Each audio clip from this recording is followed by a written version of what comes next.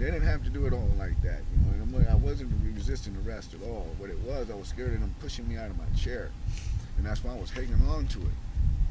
And then they throw my arm behind my back, and that's when I heard my collarbone started cracking, and I was screaming about that. They didn't believe that, you know. They just kept going and going and going with it. The cops, like I said, tased him, and they roughed him up pretty good. By the time they had him on the ground, there was 3 cops there handcuffing him, and he was spitting out blood, and his pants were down, his privates were showing, and pretty much made the whole apartment complex come to a roar because they were tasing a guy in a wheelchair, and it was for no reason. He came at me with his fist balled up, and that's when I went back in my chair, and that's when he trying to wrestle me out of my chair. I said, "Hey, what are you guys doing? What are you doing?" He's trying to throw me on the ground, you know, and I wasn't resisting. What I was trying to do, I was hanging on so I wouldn't fall out of my chair and bust my head open, because they wasn't caring what's going to happen to me when I hit that ground. And I knew it. Just the way they was treating me, I could tell there was nothing. They wasn't worried about me getting hurt, even in my condition. I mean, how much resisting I'm going to do with no legs, with no feet? How much resisting am I going to do? The hardest part is just watching it and just waiting for a badge number, you know, when the whole thing was done. I'm not a violent person. I'm not a violent person. I do not have a criminal background record. I mean, what they charged me with, they even dropped those charges. I swear on my mother's grave, I never threw one single of a punch at those cops. Nothing like that, because I had my daughter sitting right here. Pretty much like about maybe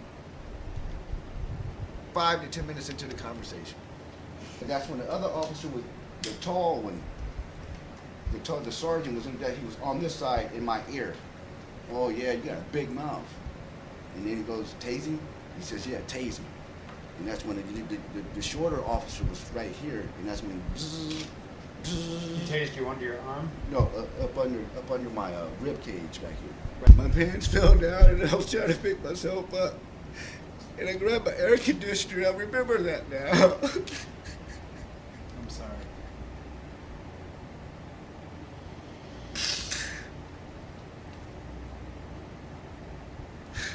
And they tell me that I'm doing stupid stuff in front of my kid. These are cops, and they come in my house. What if they would have accidentally tased my kid? Because of their stupidness, you know, and they're trying to justify what they did. That's the only reason why they're doing that shit with the CPS report, because they trying to justify they did me dirty. That's all that is. And then, you know, that's all that is. They're just trying to make up for what they did. I mean, when I was telling them I got a bad heart, they kept doing what they were doing. He kept tasing me. I told him my shoulder would popped out of place. He didn't care. He kept twisting. I'm on the ground. He stuffs his neck in he puts his knee in my neck. Come on, I'm already on the ground. I can't get up now. I don't have any feet to get up with.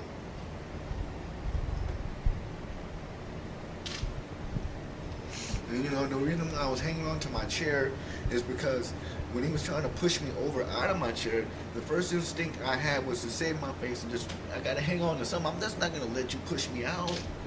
Man, come on, And that's, to me, that's not resisting. That's protecting myself. Even though you're a cop, I still need to protect myself from you too.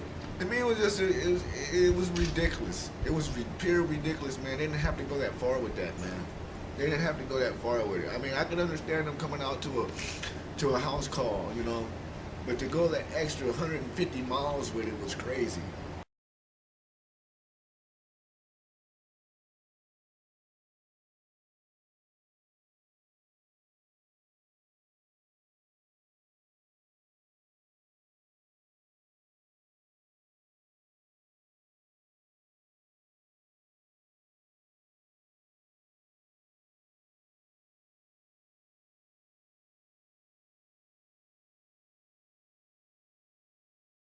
I remember getting a call from the fire department commander telling me that they were not sure they were going to be able to contain the fire.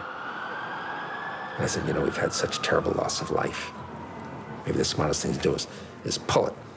And they made that decision to pull, and then we watched the building collapse.